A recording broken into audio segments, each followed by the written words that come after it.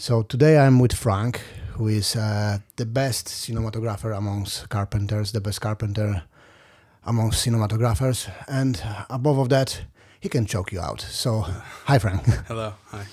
So we start again from the most important part. What was first, carpentry or cinematography?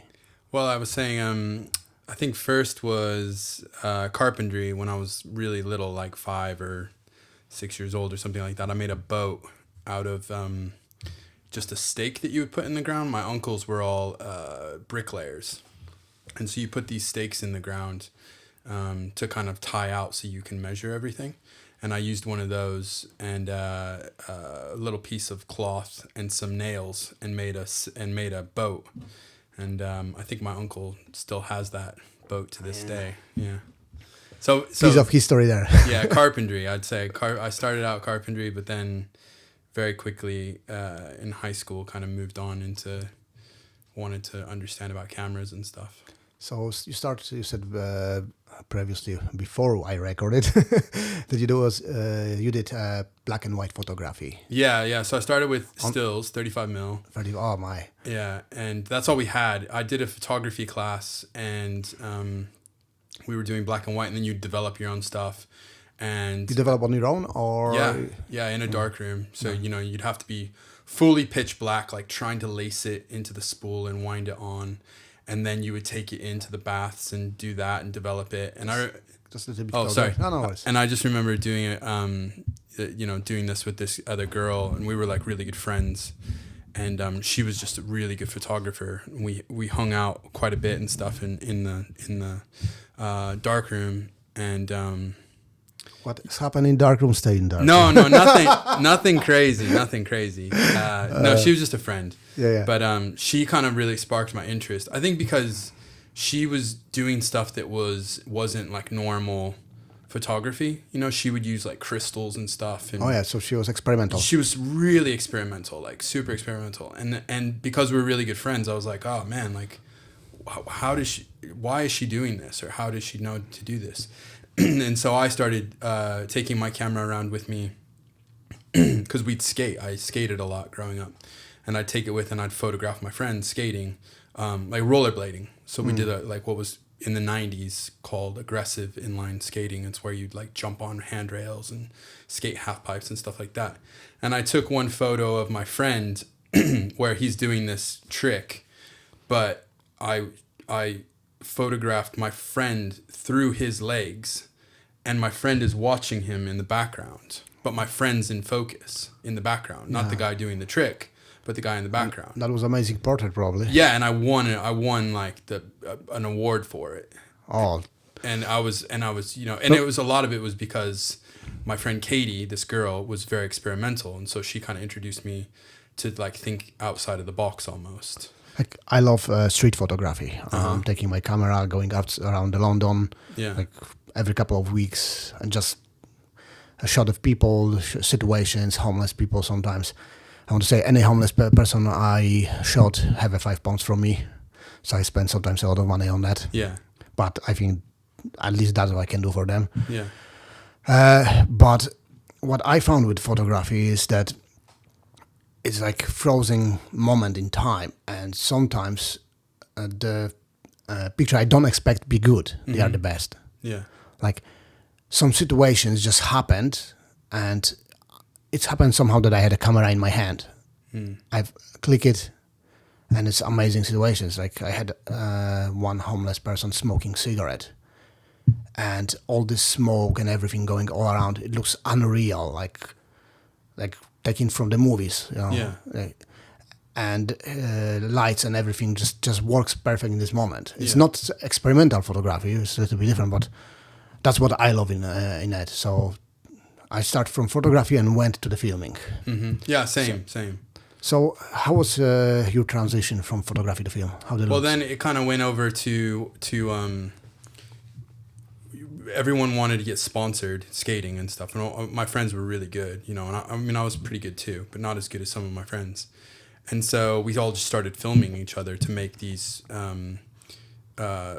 kind of what were they called? They were like promo kind of sponsor me tapes. They were like sponsor me videos. On VHS or HVG? No, it was High 8. No, not even. Yeah, High 8. I think we. Wow, yeah, it was after VHS. VHS, And my friend had a High 8 camera, and we just started making stuff. And then I made a film. It was my first ever thing, and I had shot it, but I did the credits with pieces of paper. So I wrote my name on the piece of paper and then put it in and then dropped it. And, did the next one, dropped it. And I had a geography class, and I can't remember what it was for, but we had to have some presentation. And I showed that film as my presentation, and it had nothing to do with geography. It was like nothing to do with the assignment. But I was just so keen for people to see this. And then I finished up high school and wanted to go to film school, and a couple people said, that's crazy, like family members and stuff. Yeah. And they always give you better advice. Go become architects. Yeah, that was the thing. But I had really good advice because I went to the military, and he's kind of like a father figure to me. He said, look, just join the military. I went to the Navy, and he said, if you join the Navy, then at least you have a trade, so you can come out of the military after 4 years, and if you don't want to go to film school anymore or whatever, then at least you have something to fall back on. But by doing that, it really gave me the time to think about what I wanted to do.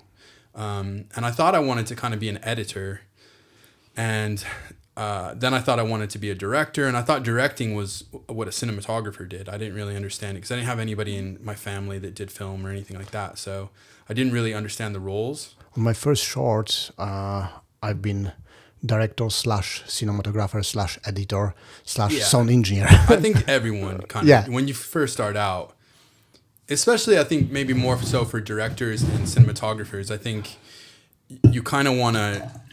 Sorry about that. That's all right. You kind of want to do it with your voice in mind, Like you want to make your film, and so it's maybe sometimes hard to let go of some of that control and learn what the different positions are. And also if you're just learning for your, hardly anyone I don't know kind of gets taught how to direct or gets taught how to be a cinematographer. You have to kind of fall into it a little bit. Oh yes, like I graduated film school in London, and where'd you go? I went to the Raindance. It's, yeah. It's not big school, but I did enjoy it. I've heard really the name, much. yeah. And but I really learned how to do it movies during the movies. On my first feature, first half of the movie, it was nightmare to go through all the process, how it works. Because I jumped from the small shorts, music videos, to the feature, which one will have release in cinema, go to Netflix, all these things. Even was number one in Poland Netflix, I have to say. So. That's great. Yeah, so happy. I'll also have to watch it. I haven't seen it. It was in UK Netflix till May. Okay. And it was here for 2 years, and they took it off, so it's not anymore. But I've got a few DVDs, so yeah. Let me have a look. Give you one. Yeah, great. So the change between shorts, where you do it everything on your own. Yeah. To go to the set, work with professionals, some big cinematographers, some big people on the set. On the one side, all of them want to succeed with good movie. On the other side, you start to be like in big machine, and to change your mind to find how to navigate there. That was the biggest challenge for me. I found out how to work with them, how to do it. But it was process. Yeah. So. Yeah, I think a lot of the time it's kind of like letting go of control and trusting the people that you've got on your team to do their jobs because, that's what they're there for.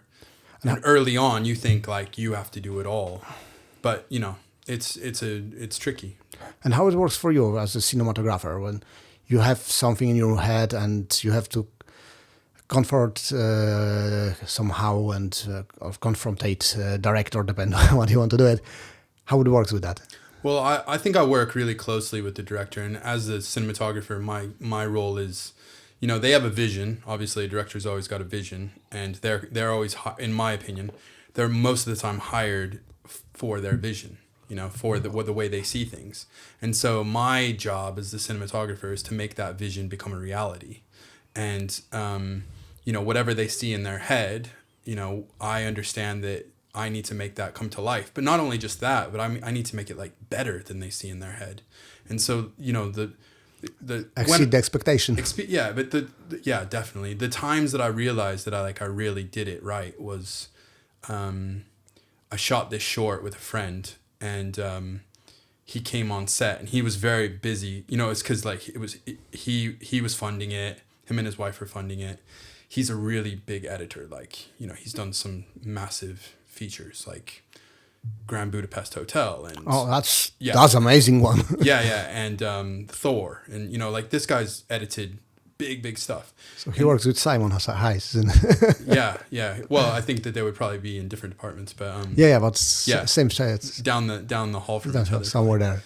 But anyway, so this guy's done huge stuff, and now he's branching out into directing. And I've always shot his shorts, but this one that he was doing was kind of his. I want to put all my eggs in one basket as a short film, and so he was really stressed and how's it all gonna look and this and that. And then I remember him coming to set and looking at his script, and then he looked up at the set, and he said, "Oh wow, this is better than what I saw in my head." And I was like, "Okay, that's great, And Job done. Yeah, and that film was the film that launched both of us, our careers and stuff.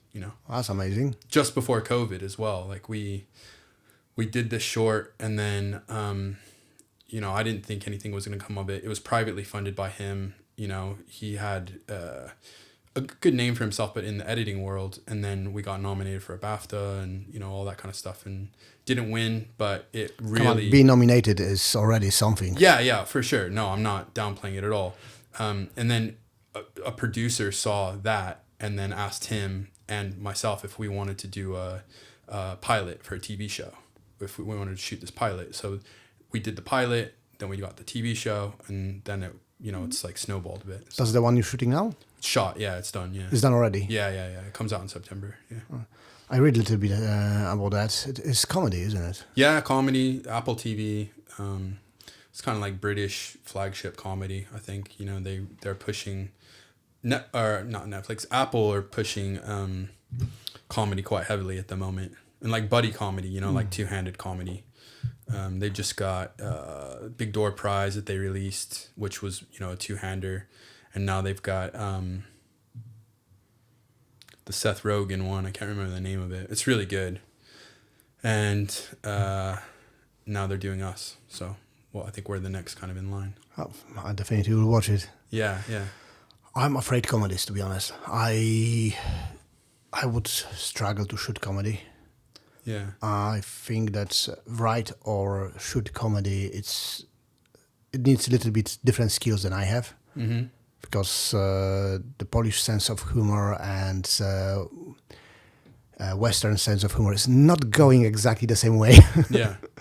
So I would struggle with that. But maybe that would be a good thing if you had your sense of humor. I don't know what the sense of humor is for Polish. But quite dark. If you had that, but you brought it into a UK audience, maybe that would play out really well because it'd be so different. Polish jokes are offensive. Oh, right. No, and maybe not then. Maybe not then. And a lot of Polish jokes, they are very offensive to the group of people. But in Poland, most of the people, including these groups, don't care because they are jokes. Yeah. They understand jokes, but here it works a bit different. So I would be scared to do it that way. Yeah. The problem with Polish sense of humor is that some people take that thing seriously, and in every country there are idiots everywhere. Mm-hmm. So these people are really nuts, and yes, they create problems. But what I found when I come to UK that many people in the beginning thought that I'm rude. Because in UK, whatever happened, you say thank you, you're welcome, how are you? It's very polite language. Yeah. Polish language is much less polite. if you say thank you to someone, you don't say it because someone gave you something, or you ask, can you give me this scissor, and he gave you a scissor, and you say thank you. Normally we don't say anything. We just, can you give me a scissor, and just work. Yeah. So Polish people don't say thank you for everything happening around, and Right. Many people thought that I'm rude because of that. It was just different mentality, Yeah. and everything starts from language, I think, because if you don't have this in language, Yeah. you don't have this in your life. Yeah. So It's the way I guess you grow up, and just like the way you've gone about things, and what you're used to and what you're not used to. Yeah. So I saw the materials you sent me when we spoke last time, and I saw that you was on Haiti, isn't it? Yeah, Haiti. Yeah. How we found yourself there? That's well, not man. very UK location. No, well, it's a pretty crazy story, but I met this producer. Her name's Nell, and we just met at this like. It wasn't networking. It was like funding. So like Film London, BFI were putting on these events, and I got funding for a film, and she got funding for a film, and so everybody was together in these rooms and kind of networking and stuff. And she said, "Oh, are you a director on one of the films?" And I said, "Well, yeah, Almost. I got funding, but I'm actually a cinematographer." And she's like, "Oh," and she said, "I need a cinematographer for this this pitch I'm doing. Let me see your stuff." I showed her my stuff. Her parents are quite well-known producers at BBC. And so they said, I had a meeting with them, and they said, "Look, we've got this project. It's going to happen in Costa Rica." Went to Costa Rica with her. We shot this kind of speculative pilot for a TV show. It didn't really go anywhere. I don't really know what happened with it. But when I was in Costa Rica, one of the guys that was the subject matter of this show, I met him, and he was like, "Oh, hey, we got on really well." And he said, "Hey, I have these charities." And I was like, "Yeah, right. Like, this guy's like some surf bum. Like, he doesn't have charities, And I was like, "Okay." And he said, "If you ever want to go to Fiji, come with me to Fiji. I've got this org out there." So anyway, like a year goes by, I contact him, and he says, "Are you good?" Yeah, I'm good. Don't Oh, yeah. worry. No, I just saw the kids watching us. Oh, right. Oh, right. There. Sorry. No worries. Whatever happened. Oh, okay. That's one of the beautiful things of the podcast. At Yeah. least this mind that Yeah. whatever happened, and Yeah. there is on video. And My kids are if I don't have to remove it, trying to I keep sneak it and watch. running away. Anyway, so Yeah. I met this dude in Costa Rica and became friends with him, and then we got in touch with each other, and he said, "You want to go to Fiji?" I said, "Sure." I went out there and shot this charity film, but I said to him, "I don't really want to shoot like a charity film, as it were." So we tried to do something a little bit different. It didn't really work. I brought my Steadicam operator with me as well. We tried to make these films. I think they did all right for him and his charity, but he kept mentioning Haiti, and he was like, "Oh, but Haiti's really rough, I've got this other organization in charity in Haiti that I try to do. If you want to come out." So a couple years go by, and then I contact him, and I was like, "Hey, man, do you want to do this film like you were talking about?"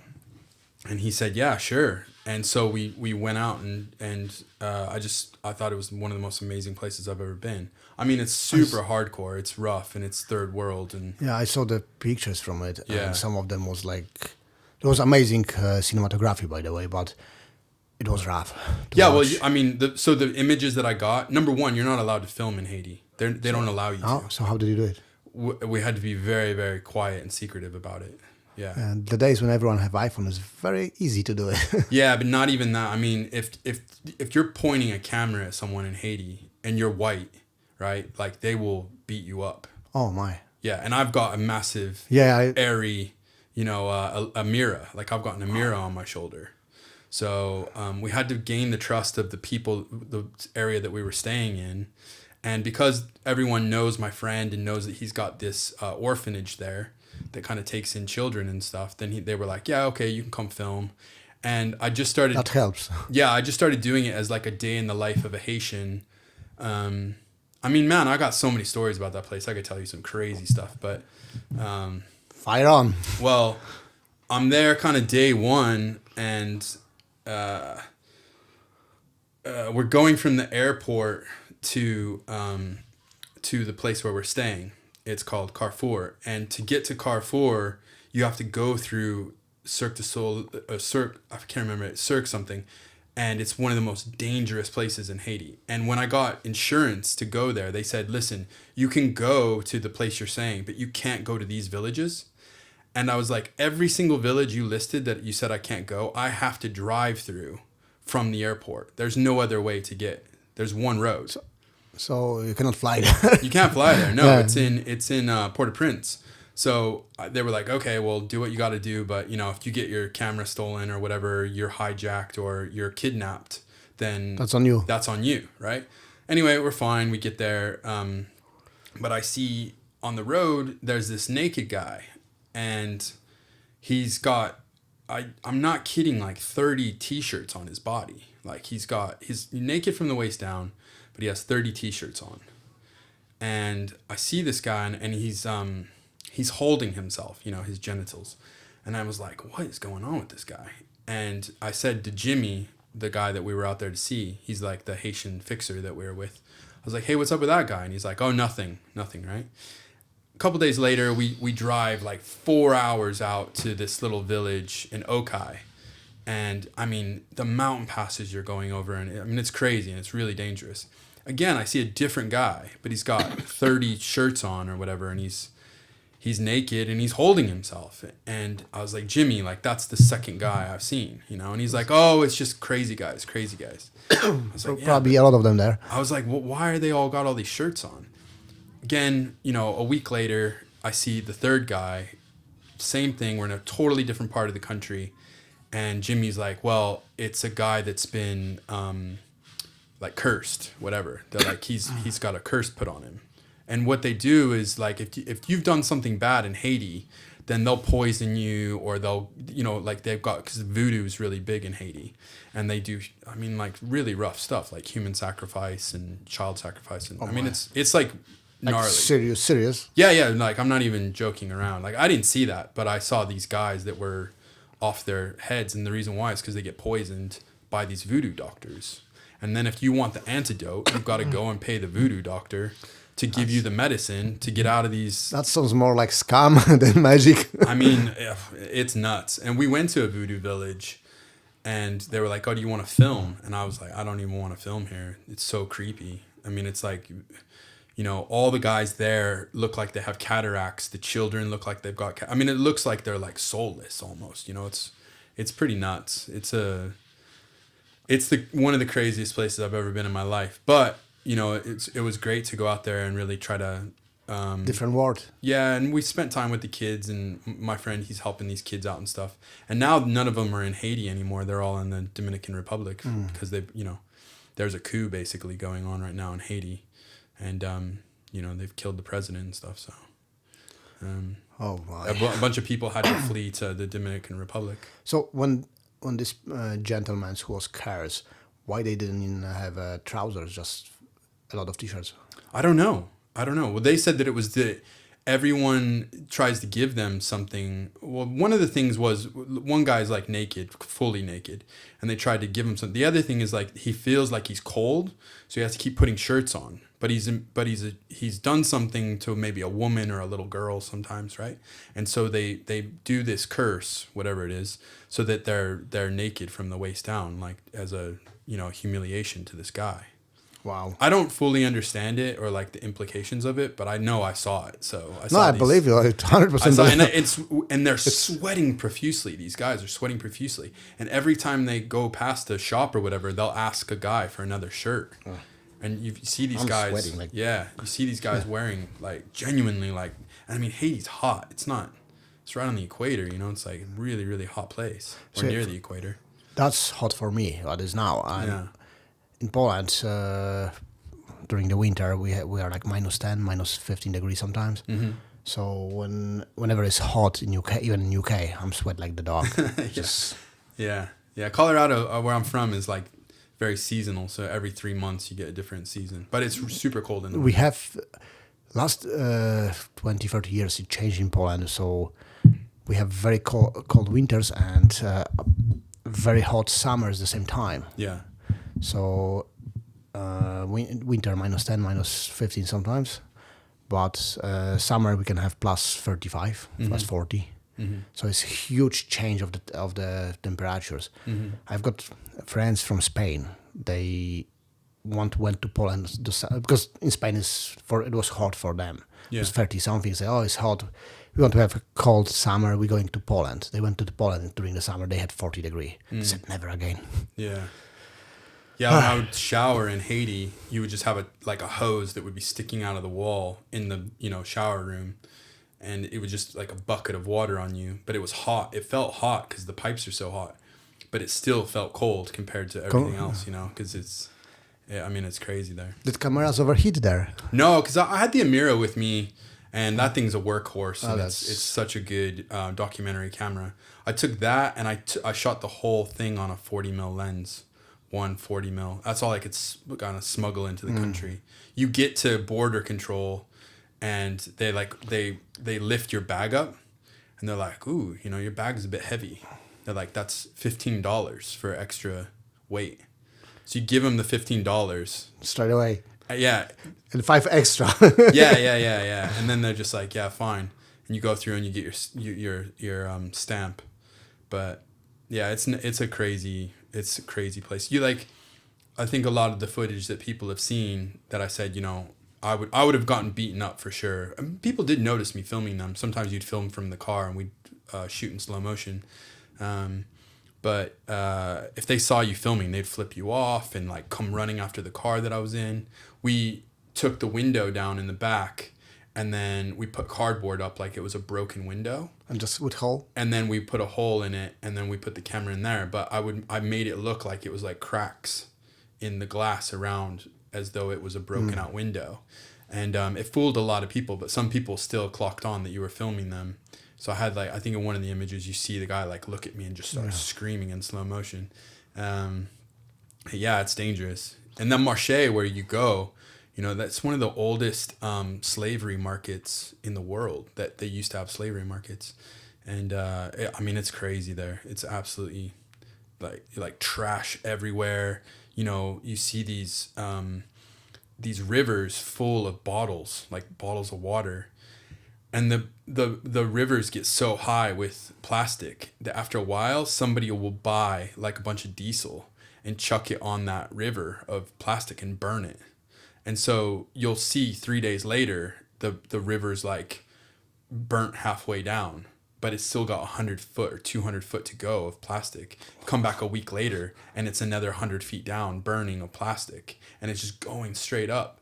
And you come back 3 weeks later, whatever, the whole thing's gone, and people are just chucking their bottles back in the river. So in Haiti, did you have a director with you, or it was just whatever you have got? Yeah. So my friend Andy, he said we've got a rough idea for a story, and he wasn't the director, but he would kind of point me in the direction and say, hey, I think we should do this or that today, and we would do, or I would say could we go and film a trash collector or so it was very flexible. Welder. It was super flexible, but it was all about Haitians. It was the whole film. It's still not even done. I need to go back out, but we can't go out because it's so dangerous. No, sounds risky, to be honest. Yeah, it is risky for sure. Oh wow. Yeah, that's experience. Yeah, I mean, I was gonna go out, and then they a bunch of journalists were kidnapped by some of the gangs in the area that I was saying. I forget what it's called. It's not Cirque du Soleil. That's the Cirque du Soleil, but it's Cirque something anyway. And they were kidnapped and they were held hostage there, and they had to get freed and everything like that. Wow. It was pretty big recently. But that was a while ago, maybe a year ago. But it's still super dangerous. Yeah, I believe it didn't become saved in 1 year. Yeah, no, it's not. No. Not at all. And they the thing about Haitians as a people is they believe that they're cursed. They really believe in this. Yeah. I think that's how it works. Yeah. It's sort of self-fulfilling prophecy. Yeah. They believe the whole thing is they're the only nation that emancipated from slavery, right? So they fought the French, and they were able to free themselves from slavery. Everywhere else in the world, whatever, in America, they had to be emancipated from the government itself, or from the white people, whatever. But in Haiti, they freed themselves. The slaves freed themselves. And so they say that in order to do that, in order to free themselves, they had to give up their souls. They say this, right? In order to be free from the French, we'll sell our souls.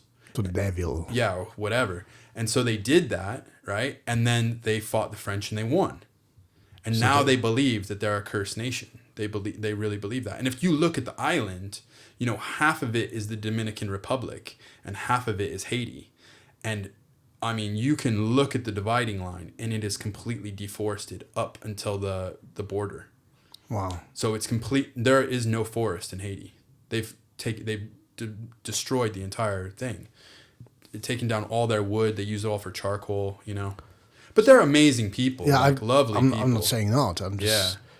I'm thinking that to help countries like that, they need to start from changing the mentality of them. So education, and 3 generations next, they can go out of it. But the reason why, like I was saying, they don't want, you know, journalists in and stuff like that is because, you know, when they had the hurricane and it destroyed a lot of the island, and they had, you know, the massive earthquake and it, you know, killed however many, I think it was like 100,000 people or something. Oh, fuck. Yeah. Too many. Yeah. So that was just recently. And they had a bunch of aid workers come in and, you know, I'm talking like, I won't say the organizations, but a bunch of organizations came in and they tried to help out, and they destroyed the country by doing that, you know? And so that how they destroy country by doing that? I don't understand. Well, okay. So I'll tell you in a second, but what was I going to say? That they didn't like it so they thought that people were going to come in and film them and see the poverty and destruction, and then come in and help them out and give them money and like rebuild the society and all the rest of it, right? And then what they realize is, like, say CNN or Fox News or whoever that comes in with their cameraman, they would come in, film you, leave, and aid would never come. It wasn't coming the way they wanted it to, the way Haitians wanted it to. And so they were like, well, listen, these guys are making, like, Haitians are really smart, you know, they're smart people like anybody.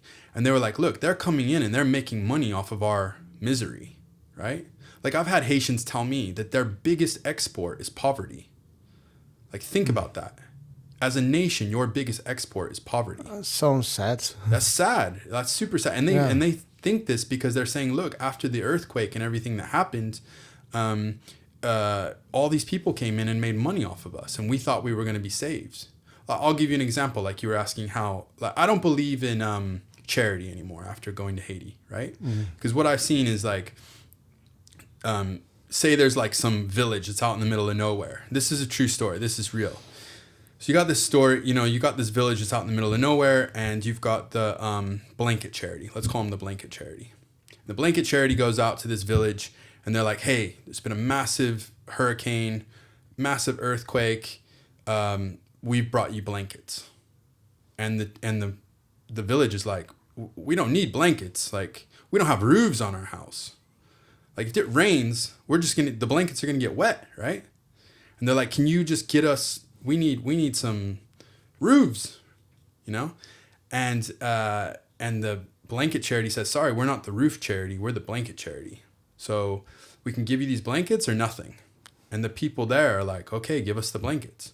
So they give them the blankets, and then they say, can you take a photo? So they take a photo, and then this charity, this big charities, they get money for next year because they said, look, we gave out 500,000 blankets this year. Whether they're needed or not is another issue. So, like, what my friend does is he goes out to these villages out in the middle of nowhere, and he says, what do you need? And try to organize what they need. And they need roofs. So he got them roofs. He got like 35 houses roofs. And he said, look, I'm not just going to come out here with a bunch of workers and put roofs on your house and all the rest of it. He's like, I'll get the materials, but you have to do the work. And if your house is done, you have to help your neighbor's house out. And so it's a responsibility. He builds society. Yeah, he's helping them take control. You know, they might not have the resources, but he's like, look, you put your labor into it and I'll help you out, you know?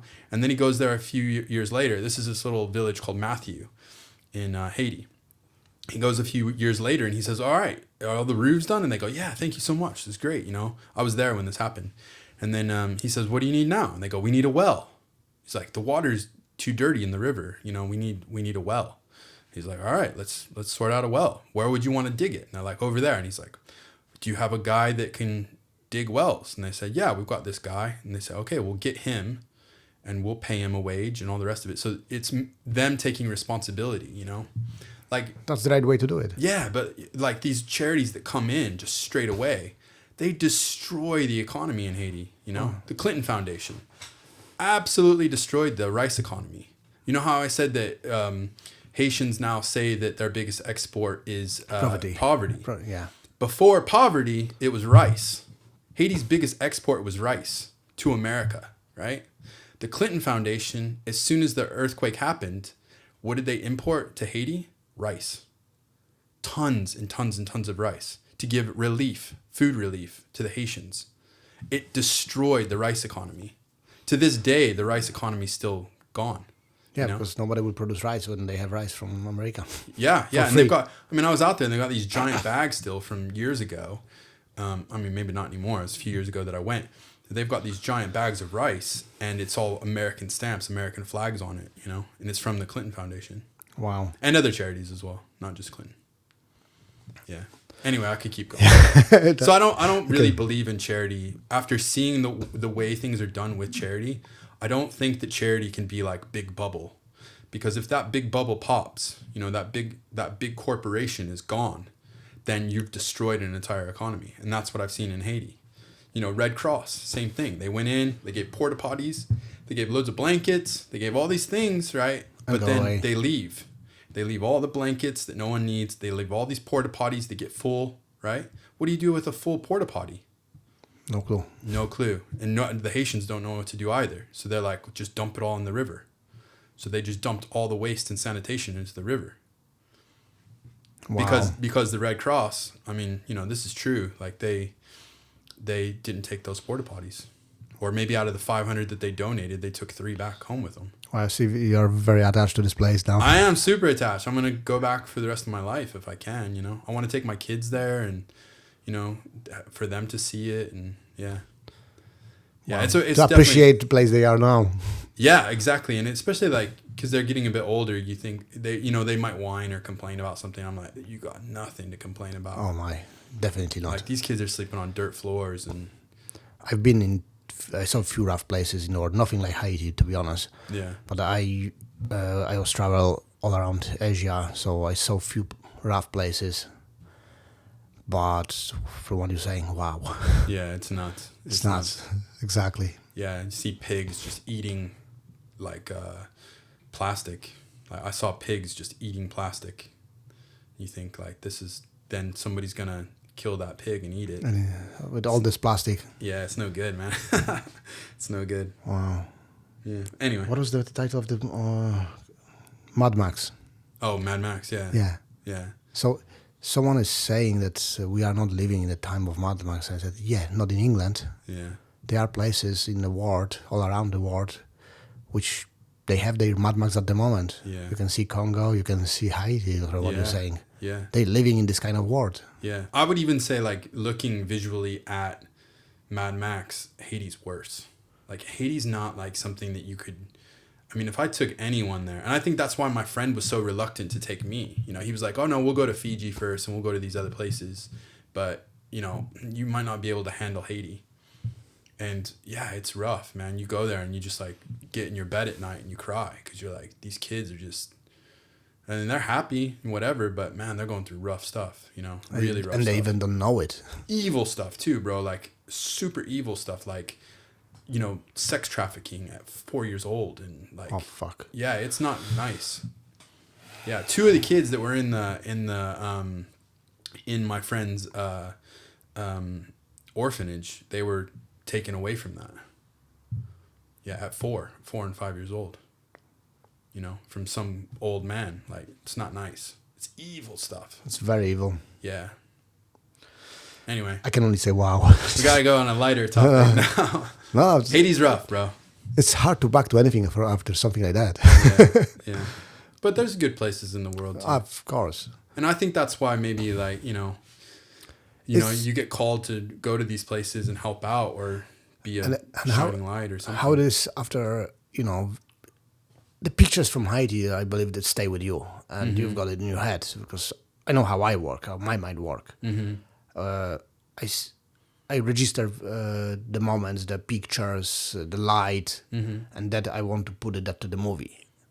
So how it is after experience like that to do it, the comedy? Oh yeah. Ooh. Gosh. You know what's really weird too is like right after all that is when I did this comedy that got the BAFTA nomination. Yeah. I don't know. I think maybe it made me look at how to light something quite differently almost, you know, that I mean I've heard this before. You kind of, you know, you hear this as a cinematographer that you should light the room, not the person. And so going into a documentary, you know, you really have to think about that. Like, you know, these kids are waking up in the morning. There's only one light on in the house. How do you tell that story? You know, so you use the room and the way the lighting is to, you light the room or use the room and work around. People who don't know much about the film industry, the cinematographer make biggest decision about the light. Yeah. And camera movement sometimes too. Camera With the director. Definitely yes, the lighting. Yes, definitely the lighting. Director mostly saying, I want this kind of thing. Yeah. And I can guarantee you that most often director is not entirely sure what this thing is. Yeah. So he passing that to cinematographer do something and say, yeah, that's what I want. Yeah. Well, that's exactly like what I said earlier is like you have a vision and I have to make that better than what you see in your head, you know, or what you see. And you might go, no, that's not it. Or yeah, that's it. You know, that's for you to decide. And when you work with director, do you like director who have deep technical knowledge about cinematography and know all the lenses, size of the sensor, or do you like when he's saying, I need something soft here, or I need, and just left you everything and just do your own decision? I'll be honest, I haven't really worked with directors that are very technical, you know? I work with mainly two guys. One is completely hands-off with lens choices, doesn't have a clue about it. He just trusts me, right? We've worked together for a very long time, so he'll say, we need to shoot this as a wide, but I don't really know where that is. This is what's happening in the scene. It's very like play-led, almost like a play, like the way he directs it. And then I work with another guy who I just did the series with, and he's a little bit more technical because he comes from the editing background.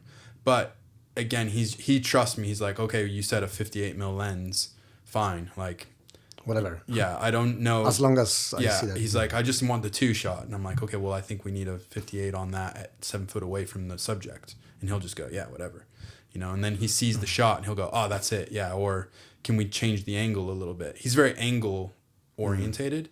But I'm always trying to, you know, tell him, look, he might say, we need to shoot it from over here. And I go, we can't do that because the lighting's flipped. And so we need to shoot from this angle, this side, not that side. And then he'll go, oh, okay, right, fine. You know, so it's not really... The change of the light is the longest process. Yeah, exactly. So, you know, and especially because I light 360. Like for the TV show, we lit 360. To be able to shoot from any angle. Yeah, because we're 2 cameras, sometimes 3 cameras, shooting at once. You know, it's a TV show. It's like really fast paced. You know, most shows are shooting 4 or 5 pages of script a day. We were shooting anywhere between 8 and 14 pages of script a day. So it's factory. You have to be fast. Like, I know. You know, I've got friends who is directing the TV show in Poland, and the speed there is incredible. I went to the set once just to see how he works. He's directing there. It was wow. It was factory. Yeah. For at least for me, because I was just after the movie, the feature. Yeah. You get more time with the feature. Oh, for much sure. Much more. Yeah. Compared to that. How long did you shoot for? It wasn't long. We had like 28 days. Okay. But we needed 35, 40. So like an extra week or so. So especially for the final, it was boxing fight, and we just had 2 days too less. Yeah. Which we had to speed up, but the crew was amazing. During the time, they did amazing job. But there was lots of problems between stunts and DP. Oh, between the two departments, the, stunts and DP. the stunts works. The problem is, the stunts imagine things different than cinematographer, Yeah. and whatever they do it for the camera angle they think about it, and then the DP is coming, and he think about different angle that they prepared stunts for, especially fight for choreography.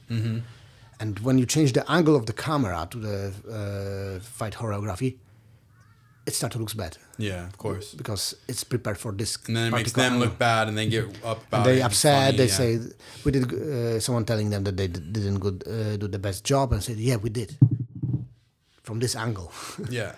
So I had to intervene in that and do a couple of decisions. And they're jumping. Yeah, they're gonna keep doing no that. No worries. A lot of kids around today. Sorry, man. Nah, it's beautiful. It's your place. As everyone see it, we are in your man cave. Yeah, it's a man cave now. So I built it over the last. I started building it during the shoot when we were shooting. So we started in October, and we just got the brickwork done, and then I did the.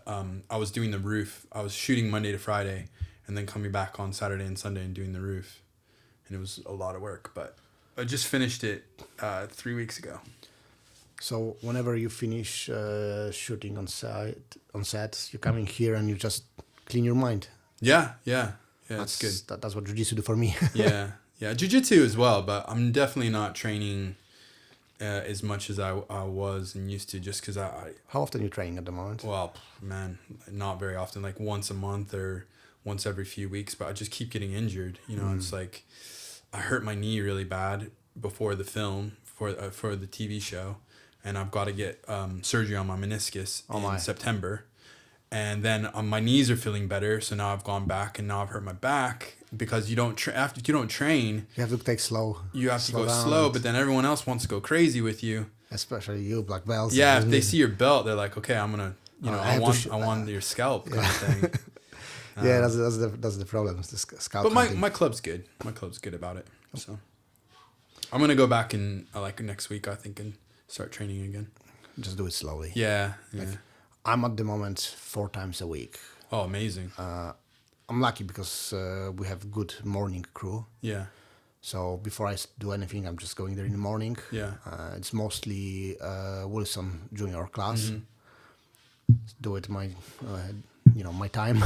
Yeah. And then I can have a day for me. I don't like do it evenings anymore.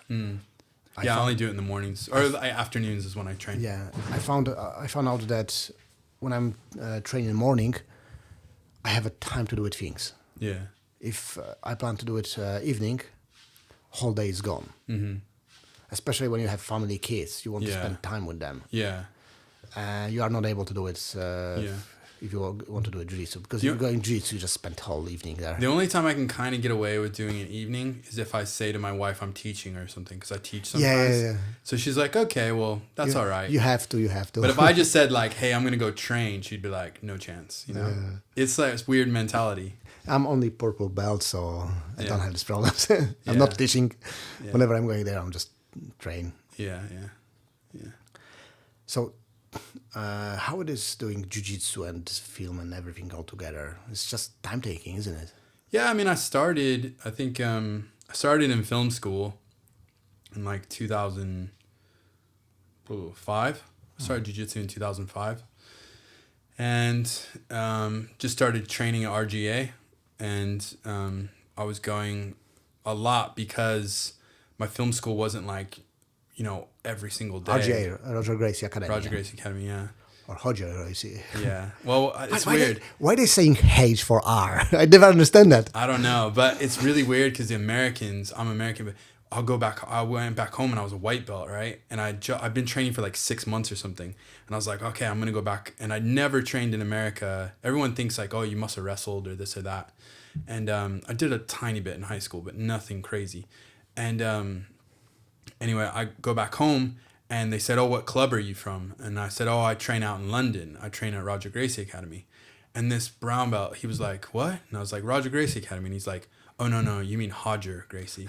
I was like, I trained there. Like, I've been there myself, personally. I know Roger, kind of thing. Like, I know him. And he's taught me and all the rest of it. But I didn't say that to the guy, but I was just thinking, I was like, okay. And then I went back home, because you're only a white belt, so you don't know all the ins and outs. And I was like, do they call you Hodger? And he's like, yeah, some people do. It's no big deal. Everyone in England calls me Roger, but in America, everyone says it with Hodger and stuff. So what is the correct form for Brazilians? I don't know. Because Wilson, he's Brazilian and he's saying Roger. Yeah, but that's the other thing, because one of my Portuguese friends, he's Brazilian, but I said, in Portuguese, do you say the R as an H? And he went, no. And I was like, what is coming from then? I don't know. I think it's an American thing. I'll ask next time. Ask. That's something I never thought about that till now. To be honest. Yeah, me too. That's something. Yeah, why do they say it as an H? Yeah. Maybe it's like if you're from a certain city or something. I don't know. Maybe if you're from Rio de Janeiro or something, you say it different. I have no clue. Yeah. That's something. Yeah, I don't know. Yeah, it was crazy though. Like, you don't realize who you're training with or what you're doing when you start, and I knew that the Gracie name was like a big name, but I didn't know that Roger was like the greatest. One of the greatest competitor ever. Well, now, but then it was like he was training for ADCCs. Yeah. He was training for the Worlds. But, I'm just going to the club and turning up and training. No, I don't know that he's going to go and compete against Marcelo Garcia or against Jacare or any of these guys. Like, I didn't know any of that. And then you would hear like, oh, he won Worlds this year or whatever. And you'd see because it was early, it's like the internet was barely up and running. YouTube was barely a thing. Like, no one had videos up. And then you'd see some video of him, highlight reel or something. And you'd be like, oh man, like he did all of this year. It was pretty cool, And also the guys that we were training with, that were our teachers or our friends or what, our instructors kinds of things. They were training with him to get him ready for these massive comps. And they were doing those massive comps as well. Mm. And you're like, I'm there as a white or a blue belt or then a purple belt. 3 times a week for fun. Yeah. And you're training with some of the best people in the world. It's like, or the best people in the world are showing up on the mats. To be honest, Roger, it's even not arguably, because I think as an all-around jiu-jitsu person, as a competitor, he was the best. I don't think you can. I honestly. I'm thinking who else, but no. There's a lot of arguments about it. I'm biased, obviously, because I come from that club and all the rest. But I'm not biased. I'm from Carson Gracie. Yeah, I'm competitor to you. But I would say, everyone that they say, okay, Marcelo was the best. Marcelo was 100% amazing, but Roger beat him. It's not only about that. Roger did compete in gi, no gi, and MMA. Yeah. Marcelo, I think he did gi and no gi. Yeah, I didn't hear anything about MMA. Yeah. But so that's why I'm saying, as a competitor, yeah, I don't think anyone was better. I think gi and no gi, there's no one. I don't think you can say. I don't even look, people will get on it about it and say, Gordon Ryan is like the best. No gi. No gi, but I would even say like Roger's better than him, or was in his day comparatively. If you're gonna look at the stats and all the rest of it, it's very hard to compare people from different time. Yeah, I found it hard because they coming from different background. Like always, next generation would be better than we've been, because they don't start from the same point. Point. They start already with the knowledge or the essence giving to them, and they just build on the top of it. What I think is really amazing, I don't think people I know they say he's like a legend and all the rest, but like Renzo, that's another H. Yeah. You say R and Renzo? Renzo. You only say Renzo. Roger. But like I've gone to Renzo's club in New York City a few times, right? And you look at all the people that are amazing that have come out of that club, the Blue Basement and stuff, and Roger is one of those products. He's a his one of his main coaches, one of his main instructors was Renzo, and then you look at the lineage of Renzo's club and who he's put out. I think you've got Gordon Ryan is from Renzo. Roger is from Renzo. Like these guys, I think there's a reason why they're the best in the world. Danaher's from Renzo. So I think there's a reason why there's the best in the world comparatively, they've come out of Renzo Gracie Academy or that lineage, But that's just. I would love to argue about that, but I don't have much arguments at the moment. Yeah. But Carlson's have put out some great people too. I love Carson. I love what we're doing there. I love the spirit. Yeah. It's very hardcore pressure kind of jiu-jitsu. Yeah. Good for old people. Yeah. I like pressure passing. That's my. Yes, exactly. That's what I love. But I found sometimes hard to compete. It's not compete because you don't really compete during the practice. You learn. But some young guys coming there, they are like early 30s, purple belts, blue belts, compete every weekend. Yeah. Half of my age. Yeah. And they try to compete with me. Like, calm down, man. Yeah. Just slow down. Yeah. Well, that's what it was interesting because you look at like, Rogers Club, for example, or, I think it was like when I went there and was training out of there and all the rest of it, it was kind of like a working man's club. Like you would get off of work, because I used to go in the evenings all the time, some afternoon classes, but mainly evenings. And you would go there and it was like everyone got off work and they went there, and they weren't really competitors. They were just going there because it was a good workout and they loved jiu-jitsu, and it was like early doors. No one knew about jiu-jitsu yet really. And people knew about it, but it wasn't massive like it is now. I think now it's like, it's gone crazy, especially in America. It's like everyone's children are now doing jiu-jitsu, and everyone knows something about jiu-jitsu. I think UFC helped with that. Yeah, UFC for sure, definitely. It's Simon Norman who we talked last time about that we want to complete a film crew, jiu-jitsu film crew. Oh yeah, you've got everybody for the movie. Yeah. So Simon, he's a purple belt in Carson with me, and you are a black belt in Roger. So if my project will go, we'll speak about that. But the idea is jiu-jitsu in the morning and then to the set. Oh right, yeah, you'd be pretty shattered by the end of it. Yeah, we'll die. Yeah. but we want to try. We really want to try. Yeah. Especially we saw Simon Hayes and Guy Ritchie posting whenever they do movie together. Simon is one of the teachers in Carson. Yeah. And if someone don't know, Guy Ritchie is from Roger and Renzo, yeah. But he used to be in Roger as well. Yeah. I've trained with him. Yeah. So both black belts, and whenever they do movie together, and they do it morning classes before they go to the set. Yeah. And they post as everyone, I won't do it the same. Yeah. It have to be amazing. Just do it jiu-jitsu and go to the set and don't think about I really wanted to train when I was shooting the TV show, but I was just so nervous if I got injured. Like I can't turn up to set because I was operating as well. So I just couldn't turn up to set and like barely be able to walk or something or throw my back out. I think you have to do it that with, of course, accidents can happen. And in jiu-jitsu is a contact sport. Yeah. And it can just happen. But you can minimize the risk if the people who you doing that, sure. They are advanced, like purple belts up, and they have the same problem. They cannot be injured. So the rules are light. They are not competitive rules. Yeah. It's just for fun. Yeah.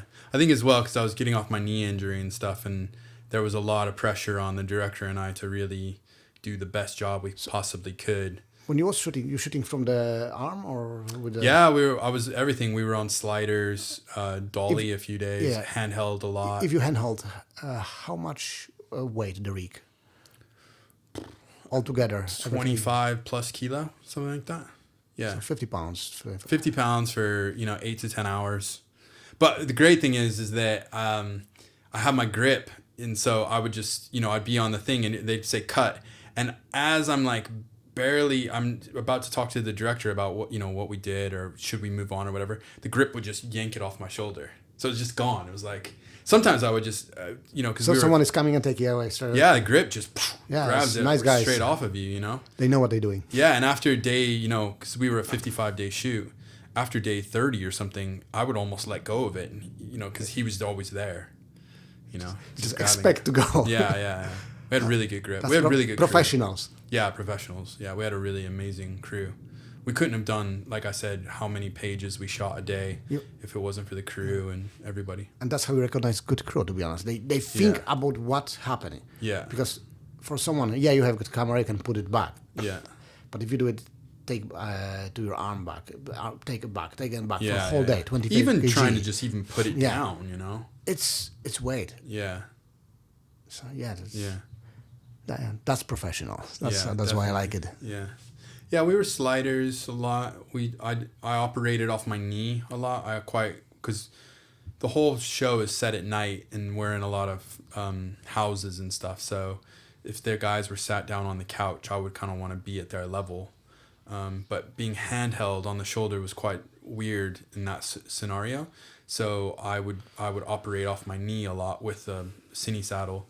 But actually, I kind of learned how to do that through filming in Haiti. I filmed on my knee a lot. And because I was only a single lens in Haiti, it wasn't a zoom. I couldn't really, I had to, if you're on a zoom, you can go and like crash in for the mid shot or the close up on the zoom lens. But because I wasn't on a zoom, I would have to walk around, and I'm shooting documentary. So I'd have to like think, okay, I just shot that and the kids were talking there. I need a single on that kid for the edit or whatever. And I need to be a little bit tighter on them. So it actually got me to walk around a lot and then sit back down and go on my knee. And after a few hours of doing that with these kids, they just forget about you. Yeah. And it was great. So going to this show now, I was like, oh, I'm going to do that again, because I want it to feel quite natural for the actors and for the TV show. So I just operated off my knee a lot in that kind of downward space. And it worked really well. So the camera was like low angle? A little bit lower. Not like low, like looking up or anything. If they were up, standing, walking around, I'd go on my shoulder.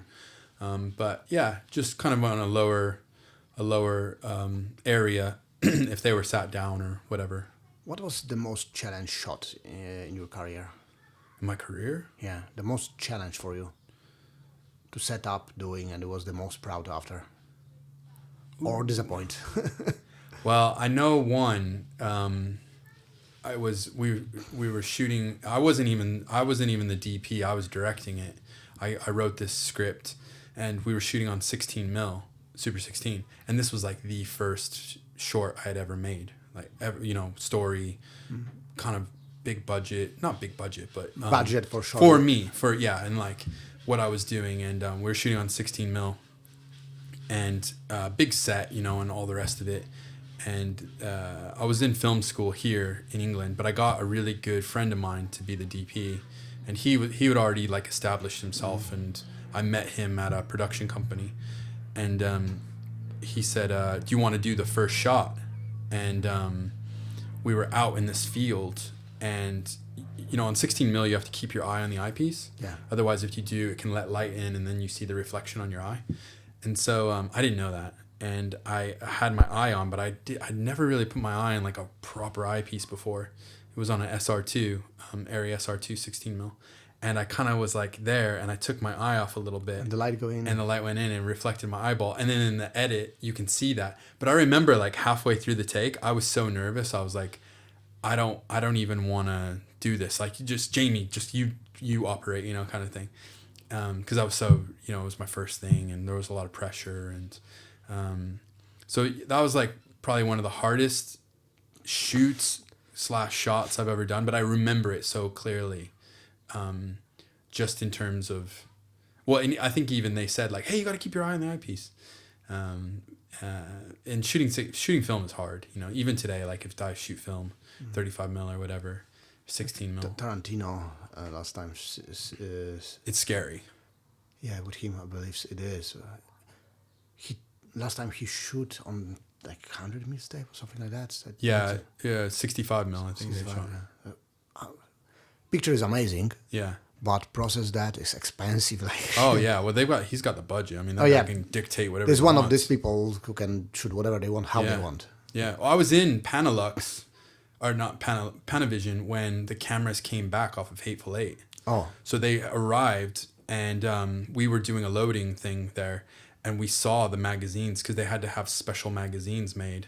And it was the cameras that had come off the Hateful Eight, and it on the side of the camera it had a list, because not everyone's gonna shoot 65. Yes, IMAX. 5 people in the world. Yeah, but it had all the films that had been shot on that camera. It was like Ben-Hur written on it, like a little plaque, and they were gonna put his film on that, Hateful Eight. Wow. Yeah, it was really cool. Amazing. Yeah, I think they've got it now. Obviously, they've got it. There's probably been a few more films that have been shot on that. With Hateful Eight, did you hear about the guitar scene?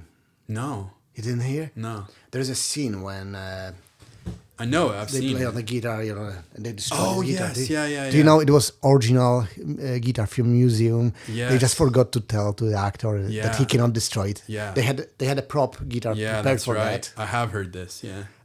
That was like painful. When you know that, it's painful to watch. I wanted to actually watch that the other night again, but I couldn't find it. You know, like for free. Yeah. I had to buy it or whatever. So I watched Inglourious Bastards instead. Which is a great movie as well. Yeah, I really like his films. I love Tarantino. I like how he play with the history and fact and change them now to something else and just make for Once fun. Upon a Time in Hollywood. Oh, that's a great one. Yeah. Well, the actor that was in our in the TV show, Craig, he's a good director and really good actor, comedy guy, and done amazing stuff. And he would always come in and quote Terrence when I fucked it up when he does that in before we would start shooting. He was great, good guy to have on set, Craig. It's always someone like that is needed on set because everyone is, especially director, or mostly is like, oh, what I do next, and you just need someone who like say the joke and let it go. Yeah. That sounds like a good experience. Yeah. No, I love Tarantino's movies. I think he's amazing. He's still got one movie to do. What he said. I think this is so weird. He's saying this, but then I heard that he was just gonna go into television and do TV anyway. He's like, I'm gonna do one more film, but he didn't say anything about series. But he's like, but then I'll just go and shoot a bunch of TV series. I watched a podcast with him, and he said that he wants to write the books now. Oh, that's right. Yeah. So yeah, we'll see. Whatever he will do, he will do. But the books on the films that he's already done, right? Yeah. He's starting Kill from Bill One Upon a Time in Hollywood. That will be his first book, which I think is released now. And it's a pretty perfect film. Weirdly, my favorite Tarantino film, everyone thinks is like the worst film ever. Oh, which one? Death Proof. Death Proof. I freaking love that film. Why? It's like a perfect story. It's like got everything you want. It's got a bad guy that is amazing and cool. It's got these girls that are like badass. It's got an amazing car scene at the end. He uses his stunt woman to be like one of the leads in it. The story's awesome. The locations are really cool. My favorite is Pulp Fiction, and the reason for that is it was first one I watched. Yeah. And it was different. Yeah. And I watched it and I said, oh yeah. So it's completely... I was a teenager in Poland and I watched it first time, and that's one of the reasons why I wanted to do with movies, to write stories. Yeah. Because I saw the Pulp Fiction and the way he structured the movie. Yeah. It was just like something new. Just like different world for me. Yeah, definitely. I saw that too. That was my first Tarantino film, but I don't know. I got back out of the Navy and then they had the double bill. It was like whatever the first film was and then Tarantino's film. And I think it bombed in the cinemas because a lot of people wouldn't stay to watch the double feature. They wouldn't watch Tarantino's film. This is my thought on it. I don't know if it's really true. So I was like, the reason why Death Proof bombed is because everyone walked out of the movie when they were watching the Rodriguez film. But I don't know if that's true, but that's my thought on it. But I love Death Proof. I think and I say it to everyone. Everyone's like, you're crazy.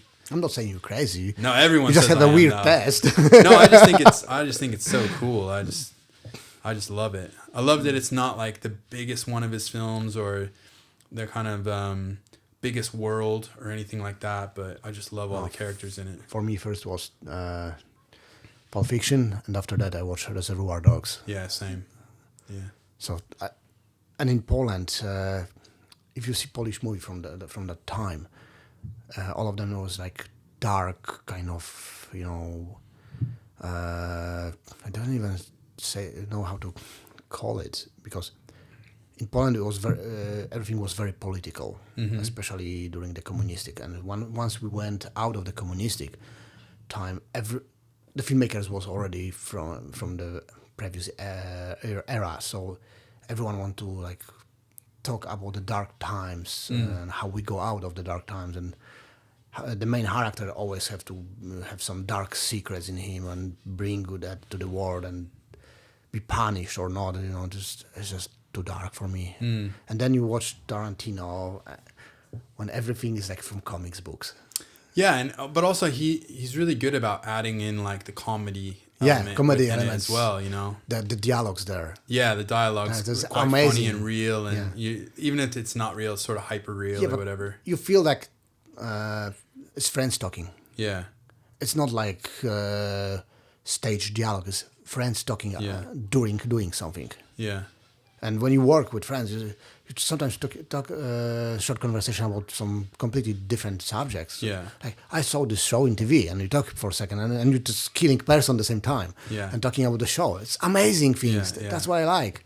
That's how it should be, because that's how the world looks like. Yeah, and at the same time, he's doing that through his comedy kind of lens, and it works. It works for me. I think what's really good is like any of those sort of like, he's really good at bookending, in a story. So anything that he uses here, you think it might be like, like you said, like some random thing while he's killing someone, but then it comes towards the end where it like comes back on itself and it makes sense.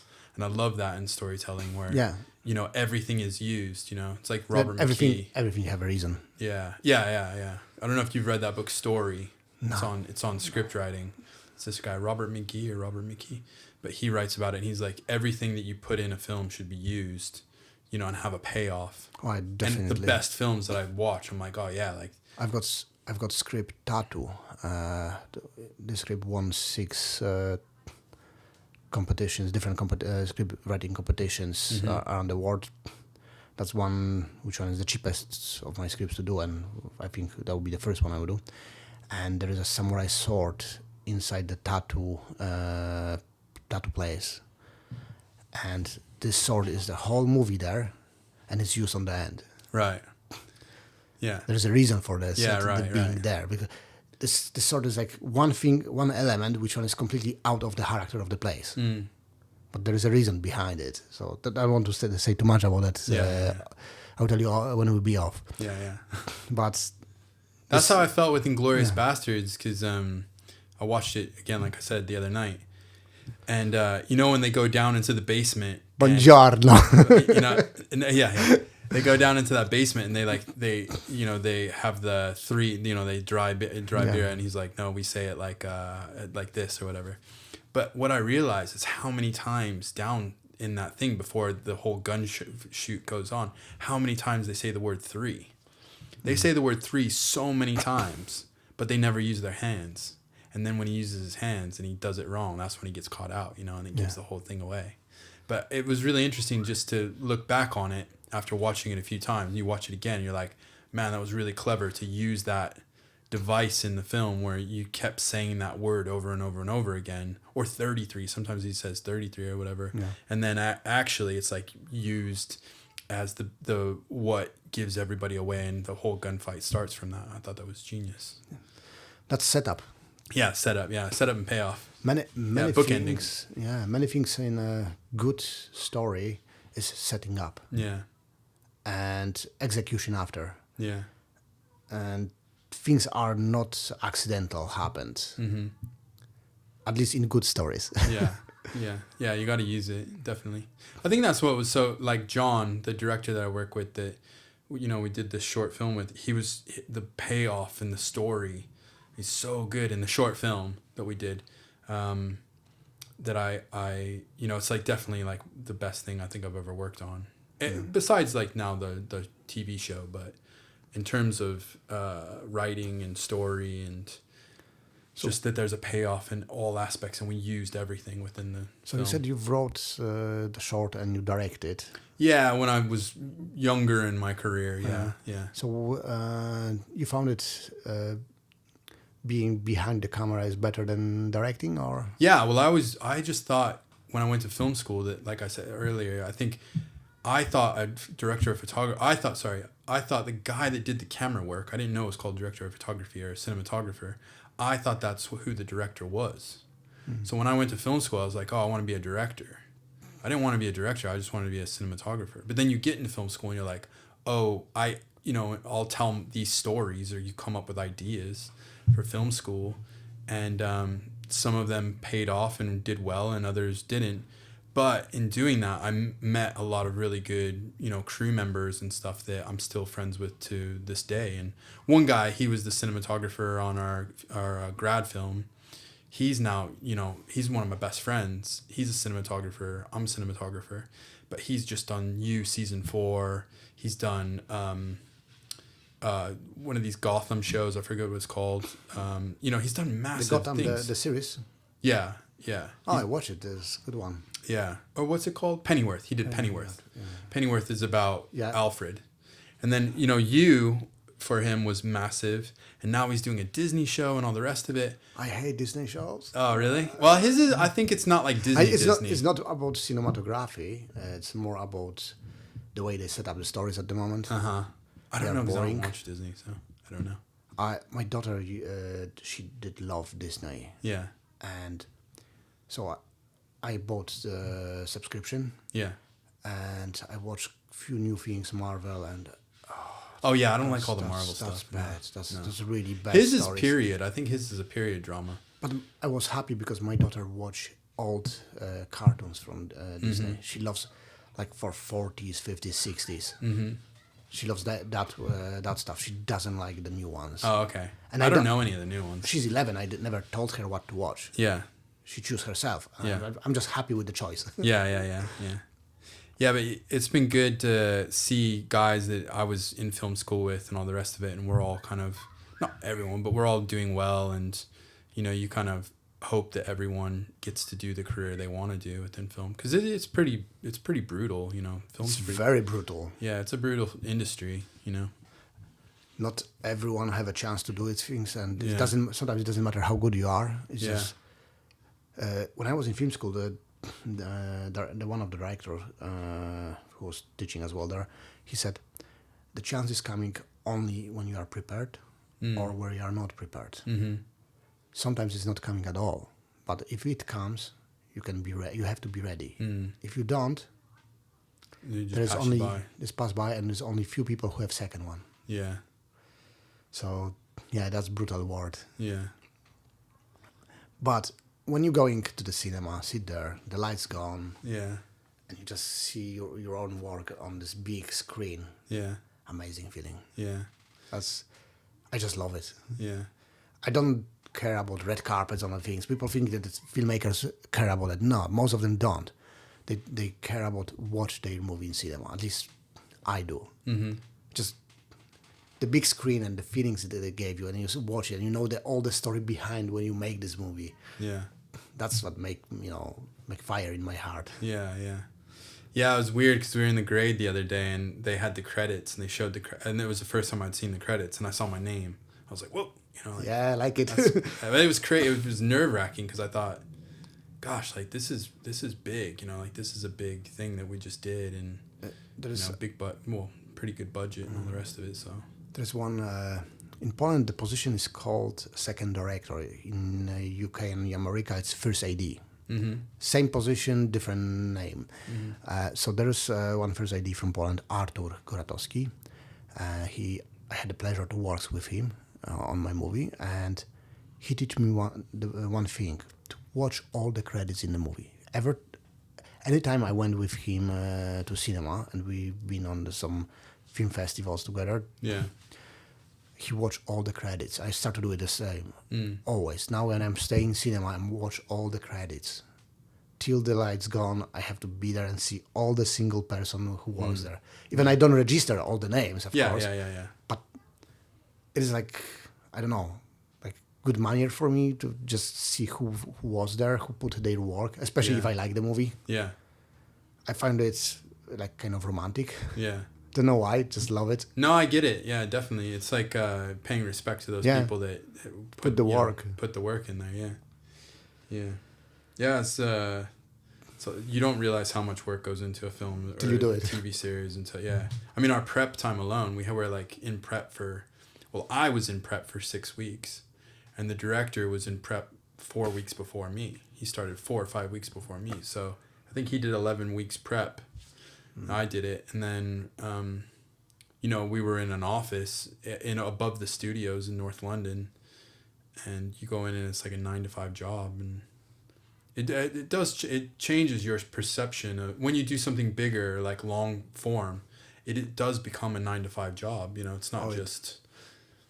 Yeah. Like I mean, you probably recognize that with the feature when you did yours. It's like you're going in, you got to get a certain amount done in that day, and it is, and it's hard sometimes to cut your mind from it, because you need, on the one side, you want to be all the time in this movie. You want to go there and live there, especially and do it. As a director or a DP, and then the day is over, and you have to clean your mind for the next day. Yeah. And if you not do it, the next day work will be worse. Yeah. At least that's how it works with me. A couple of weeks ago, none of this stuff was here. I just built this, and that was the last thing I built for my girls. This took me a few days to build, but we wouldn't have been able to do this in here a few weeks ago because nothing was here. It was good timing. Everything was on the floor until I did this get everything. This was all in our house because we've been renovating. So because first time we started to speak about to do with this podcast like a couple of weeks ago, so that was empty space. Yeah, it was empty. Yeah, it was empty. I'm happy we wait. Well, and also I think we're gonna do it in London, but that's what I thought at the beginning. Yeah, I didn't have a space to do it. It's it's small podcast. I'm going whenever I can. Yeah. I meet people whenever I can, and I thought we could have done it in this room in the post-production house, but then I went in there to make a phone call, and they had their server racks in there, and they had the air conditioning on, so it was like crazy loud, and I was like, oh, it's a really good thing. When I said we could do it maybe in an office there, but that room gets rented out a lot, or not rented out, but used for conference. I don't complain. Whenever I can do it, I do it. So. Yeah. Works for me so far. Yeah. And I appreciate the time people, who want to be in part of the podcast. Mm-hmm. And it's just great. It's really nice feeling to hear the stories. Like, I learn every single time something. Oh, yeah. I didn't know about Haiti till now. Yeah. Yeah. Well, if you want to go, as soon as it opens back up, you can come with me. I tell everyone. I invite everyone to go. I really feel about that. My wife's scared too when I go, I kind of, I told her a bit about it and stuff, but I also you keep things about, it's dangerous, but you gotta, you just keep your head on a swivel, and we're Christians, so we pray and stuff, so you kind of think about that kind of stuff. But anyway, that's where we're at. So where have you been? Oh, yeah. Film set and jiu-jitsu. Yeah. Why? That's just something which one I had in my head for some time already. Why so many film people doing jiu-jitsu? Well, there's definitely an answer to that for sure. I know a lot of them, and most of them doing. I believe that. I think if you look at most people that do jiu-jitsu and do film or specific areas of work as well, like construction or whatever, but say for the film set, a film set is very individualistic. Like, as a HOD, as a director or DP or whatever, you're kind of the head of a department. So in a way, you're kind of like an individual. You're a single person, right? But then you're also a part of a bigger team. You're a part of a bigger machine, as it were. And I think jiu-jitsu is very similar. It's like you go to the club when you start out as a white belt, whatever, and you go there as an individual, and it's an individual sport. And then you learn that you're kind of a part of a team. And I think in that respect, they go kind of hand in hand. I think if you look at like most people that probably grow up doing martial arts or whatever, they probably steer clear of a lot of team sports. I mean, this is just my theory. You might play a team sport, but you're maybe more of an individual, maybe like taekwondo or jiu-jitsu or boxing or whatever, like an individual sport relates to you better, even though you're a part of maybe a team. I think that's why, in my head, I think that's why a lot of, I also think, there's probably a lot of guys that are just like, say like the whole Joe Rogan side or whatever, guys that are just curious about stuff. And I think people that are usually curious go towards the arts maybe a little bit more than people that want a 9-to-5 job in an office. And that's not to say that those people don't do jiu-jitsu either, though.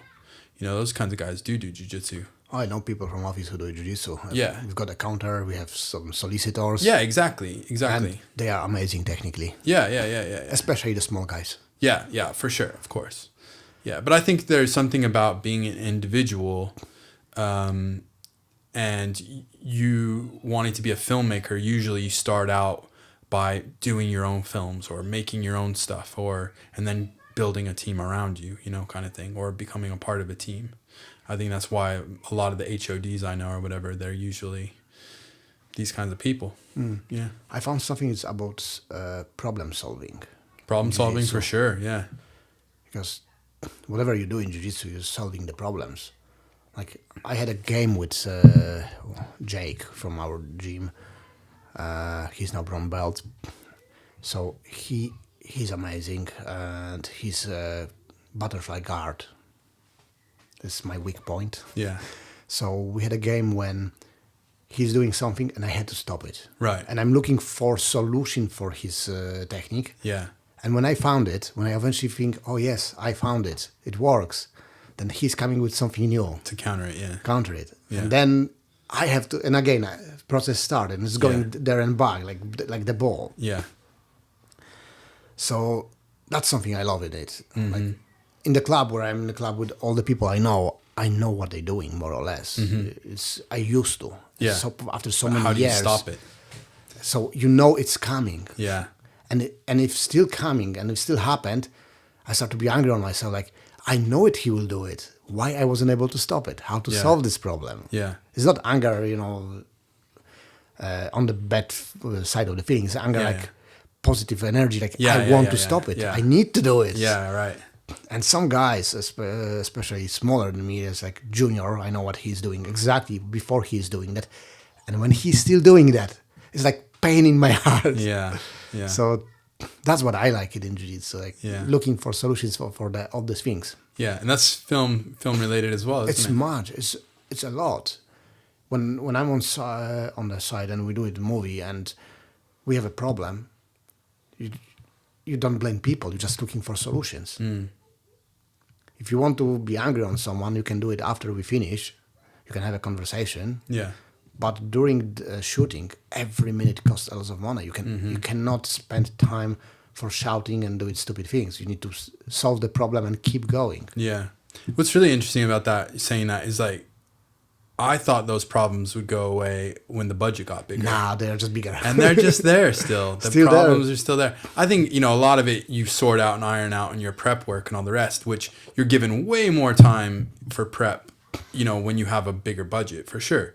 But those problems still rear their heads, or, your generator's not working, or whatever it is, you got to find solutions and problem solve, And I think a lot of it, that you get these sort of, you can solve the problems. Usually, I have a philosophy that it tends to work out for the better.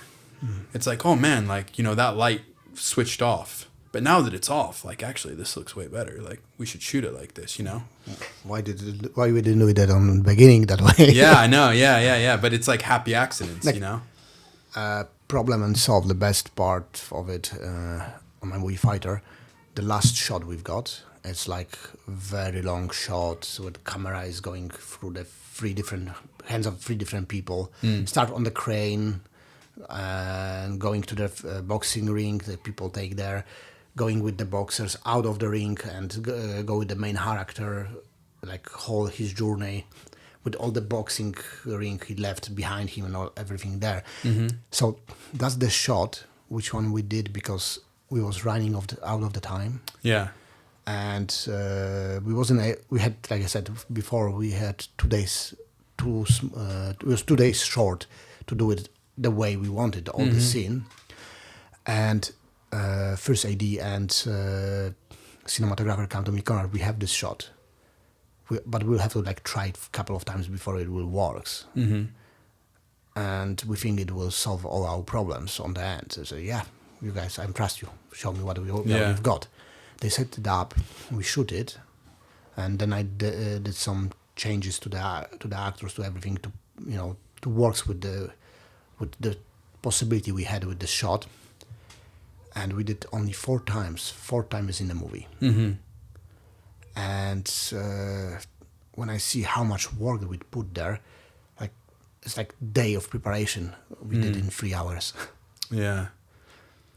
It was amazing, and that's the shot which I like the most in the movie. Yeah. Those are always, it's weird how that happens. It happened to us on the series as well, similar story, where the most stressful thing that we had happened to us, and we're losing time and we're losing location, all the rest of it.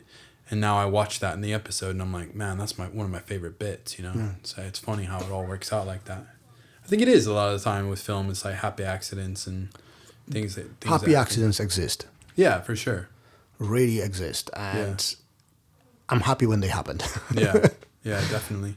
But as well, there are some accidents which are not so happy, and then they are just not in the movie. Yeah, and it's more of them than the happy accidents, unfortunately. Yeah, well, and that's the thing with like say low budgets or medium budget size stuff is like not everything's gonna work out. And also, I think we found that out. Like you shoot the script, like we had to shoot the script because that's what we have to deliver.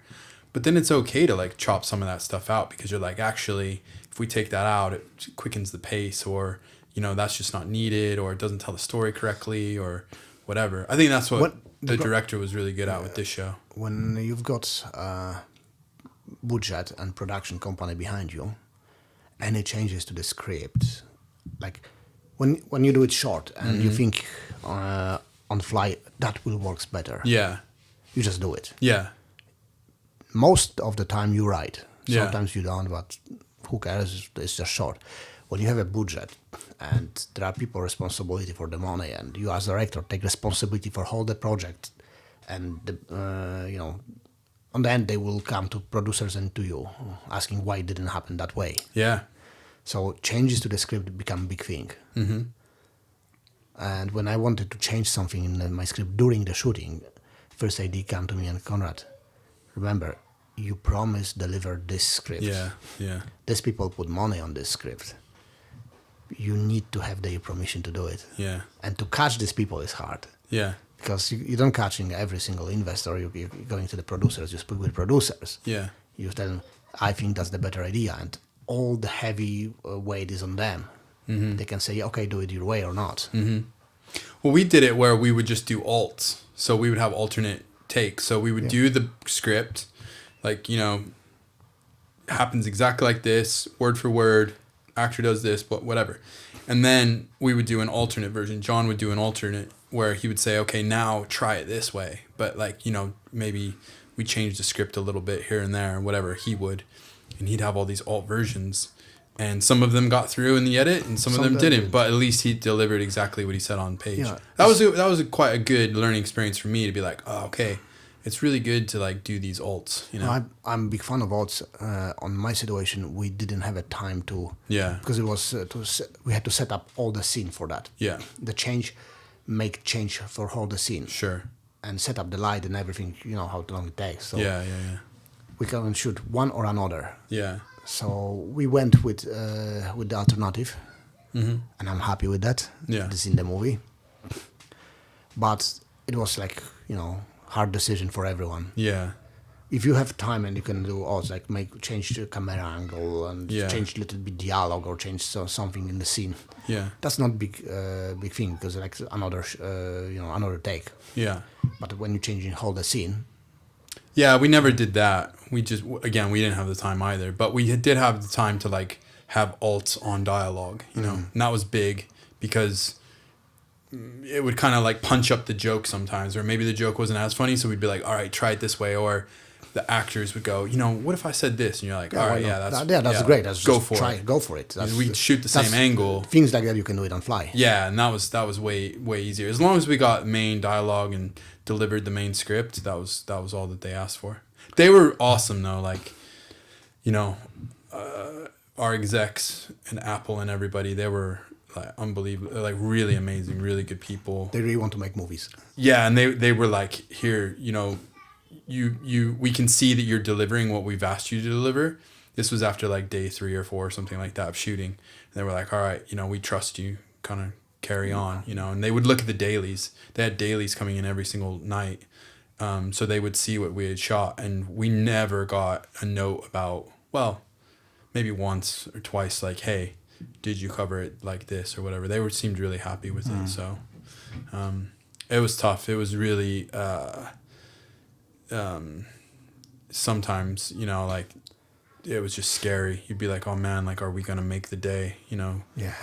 you're in this location and you've got no more time. And on the final day, in my movie, we had a situation when we had 250 extras. On the last day, we left only with 50. Yeah. And there was a lot of extra hours. Yeah. Like, because it was the last day of shooting, we just pushing as much as we can, as much as producers said that they will cover. Yeah. Yeah. And we had to beg people to stay. And first aid, he went to the ring and started to speak to the extras and say, I know you finished job, and yes, we will pay you for any extra hour you stay, but we need 2 hours more from you if you can. And I will do everything I can to make you happy, and just please stay. Because people was tired, they want to go home. Yeah, You have yeah, to understand them. They have families, everything. They have to go back home. Some of them had to back. Say, is anything I can do for you that you stay? And someone just shout, show your ass. And he just turn over, take trousers down, put up. Now, please stay. Yeah. Everyone stay. Ah, that's funny. Yeah. And first everyone was like quiet for a minute, like what the hell just happened? Yeah. And then everyone laughed. Yeah, well, that's the thing, right? If you've got a good set where there's a good camaraderie and everyone's kind of happy, I think people will generally stay. Yeah, but if you're a dick or whatever, nobody's gonna do you any favors, you know? Why? Yeah, why? Yeah. Why? What's the reason? Yeah, that's why I think we got everything done that we needed to get done, is because we had a really good camaraderie on set, and people were willing to kind of, like, my camera department, you know, they were amazing. Like, I've worked with the same focus puller for years, and now he operated on this as well. He was my focus puller on A camera, but if we had B camera that wasn't Steadicam days, he would jump over and operate. And he's trying to do direct, you know, DPing as well. And I said to him, like, look, if we get second unit, which we did, we had a week of second unit, I let him DP second unit. And so I gave him that, you know, I could have gotten another DP in or whatever that had, you know, second unit credits and all the rest of it. But I told James, I was like, man, like, you've worked so hard. Like, of course I'm going to help you out. You've helped me out, you know. Everyone need to have his chance. Yeah, and he's going to be a great DP. And why would I stop it? Like, that's crazy for me. Like, I've got a stunt who I like to work with, Thomas. Thomas, he's in his 40s. He loves fighting and fight choreography. Mm-hmm. There are two Thomas who put all this together.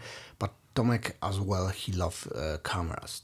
And he knows a lot about filming. Mm-hmm. He never was DP, but he always doing some shorts, some stuff like that. Yeah. And when he's doing choreography, for me, he always shoot it on his own. So he do it everything for the angles. He's going for all the seminars to learn how to do it. He's great with this part of the cinematography. Yeah. He don't know much about the lighting. That's his problem. Mm-hmm. But he knows a lot about the angles during the fighting scenes. And I want him on my next movie to keep camera in hand during the fighting scene. Mm-hmm. So there will be very interesting conversation with cinematographer about that. Well, that's okay, because if he's operating B camera or something, yeah. You know, why?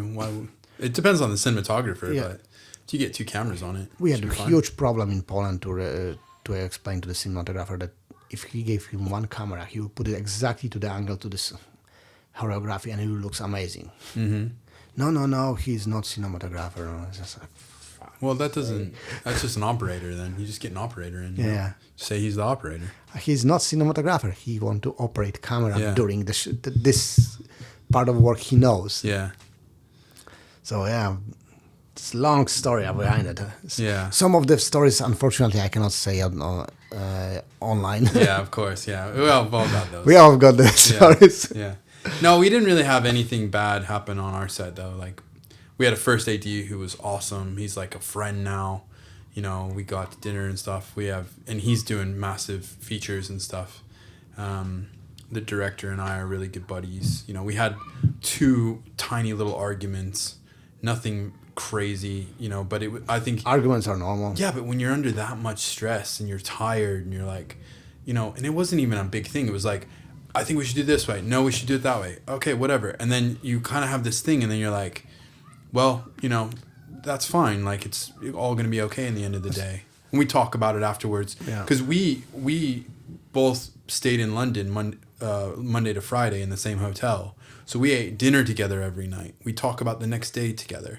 We wake up in the morning in the same hotel, go to breakfast together. The argue have to happen during this yeah, time. like you're in each other's pockets. You're like, you know, thrown into this predicament. And also him and I, this was like the biggest thing we had ever been given. So we wanted it to be as good as it possibly could be. I've got friend Marek, and Marek is the person I speak about my every idea. Before I write it, I talk with him.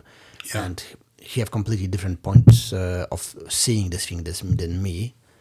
And he can see it from a different angle than I do. Mm-hmm. So it's nice to have a conversation with him about these things. And the one thing I learned from him is I'm not arguing against you. I'm arguing against your idea. It's not like I'm arguing that you are an asshole. I'm argue against this idea. It's not make us it's enemies. Not personal. It's not personal. We are not enemies. Yeah. We just disagree about something, and we have to find a better way to do it. Yeah. I think early on, though, when you know, as I think I can say this for myself, in film school and stuff, you would think those things were personal. Yeah. You're like, oh, well, you know, he doesn't agree with me. This asshole doesn't agree what I say. Yeah. And I'm, you know, supposed to be really, because you want it to be the best it possibly can be. But, you know, sometimes you gotta, like they say, kill your darlings and just, like, let some things go. And, you know, you're going to make a good film or you're not going to make a good film. But, you know, having a few fights on set, it's just not worth it, really. No. But I learned how to argue without putting that personally. And that's the biggest things I learned from Marek. And it really helps. Mm-hmm. Because even if you argue with someone, these people don't treat you as an enemy. Because you don't going on them personally. And that's something you feel straight away when you argue with someone. Mm-hmm. Someone is disagree with me or someone is personally against me. And that's changed all the work later on, because when you know we finish the argue, we agree to do something some way, my or other or whatever, then we're still friends, we still keep going. Yeah. And that's changed everything. Because if you put personal things on the set and you still have to spend 30 days up front with this person. Oh no, that's crazy. I've never had anything that like bad. I saw things like that. So thanks God not with me, but I saw things when 2 people didn't talk. Yeah. Or producers and 1 actor. And long story, I'll tell you more later on. But whenever the actor was on the set, the producers disappear. Whenever producers on the set, the actor disappear. It's like, oh God, kids. Yeah. But yeah, I went through the dramas like that. Yeah. Thanks God is behind me. Yeah. But it was good to learn. Definitely. Nice. So what's next for you? I don't know. I mean, I do a lot of carpentries. I know. Well, the gate will be next. Yeah, but I'll go and work on people's houses as well. Oh yeah. So I get paid to go in and refurbish flooring or put wardrobes in people's houses. So like professional carpentry. Yeah. Like I do a lot of joinery for people.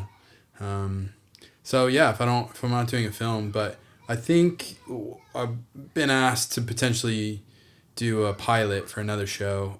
Well, let's see if it's going to happen. And then also maybe a TV show, but it's whether or not the director wants to do it and stuff like that. Because,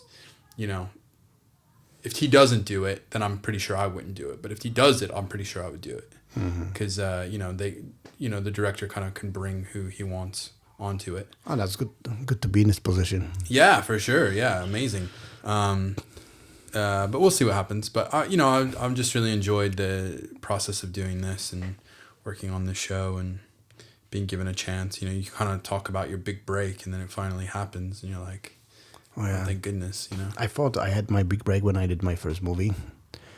Then I come to UK to do its movie here, and I found that I have to have another big break. Yeah, it's weird. I don't understand it. Industry doesn't make sense.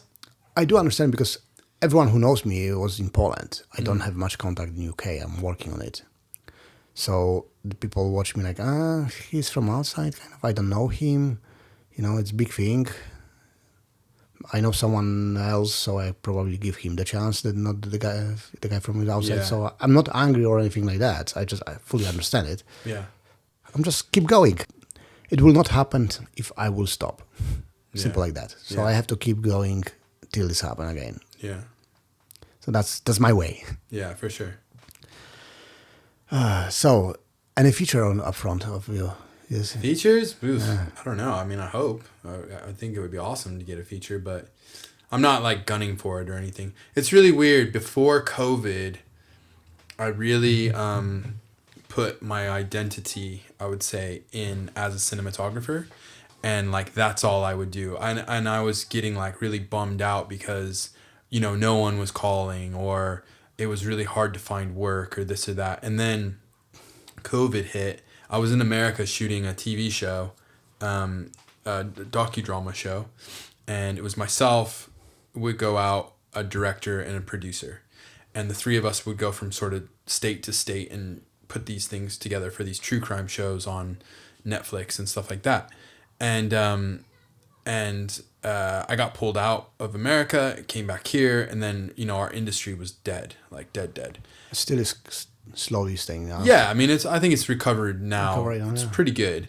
But, then we were like, well, what do I do for work? And my whole identity, like I said, I used to think like, oh, I can't go and do this other job or, work construction or anything because I'm a DP and that's my identity. And then because of COVID, you're like, well, I got to let go of all that because I got to buy groceries for my kids. And they don't know your identity. Yeah, and your savings are running out because, you don't. So I just started working construction and working as a carpenter. And then the work starts to come back as a DP. But what it made me really realize is that I can't put my identity into that. And as soon as I stopped doing that, putting my identity into cinematography, then the phone started ringing. That's how it works. It's crazy. Like then all of a sudden this short film got this nomination. But when I was chasing those things, when I was chasing the nominations or when I was hoping that it just never would come. I don't know who said that about... I don't understand it. It's not who you are, it's what you're doing. Yeah. And I always remember about that. It's not who I am. Yeah. I'm not film director, I'm the person who directing the film. Yeah. And I think that's the mind frame that I didn't have before. Before I was kind of thinking to myself, I can only do X, Y, and Z projects, like these upper echelon projects. But actually, it's been amazing to go and do carpentry and I do the electrics as well. I did the electrics, whatever. And it's actually taught me so much more about cinematography than I thought it would. Because I learned how to light a room properly, or because I know how the inner workings of a house work now, or, Architecture teach me how to work with space. Yeah, exactly. So I think actually all of that prepared me to come to the TV show and really help understand how to light those rooms and light the sets and all the rest of it. Because, we had big house sets, and it's like, well, I'm going to have to light this, like I said, 360. Yeah, we'd float in some, freestyles or whatever every now and again, some keynotes here and there, just to give maybe a little bit more fill or this or that, or augment the lamp lights and stuff like that. But I had all of that prepared in advance, to say, I think that we should light this whole set with practicals. And so then, you work with the set designer and, you're my gaffer to really make sure that... So we just switch on, switch off light. Yeah, for sure. And everything on set was DMX'd. So we had a desk op who was in the back, our whole set. So if I said that bulb is too bright, my gaffer would call in and say light 1106. He knew it because he had a chart. He'd say light 1106, take that down by 10%. Wow. And they would take it down by 10%. That's amazing. And then I'd meter again and I'd be like, take it down another 5.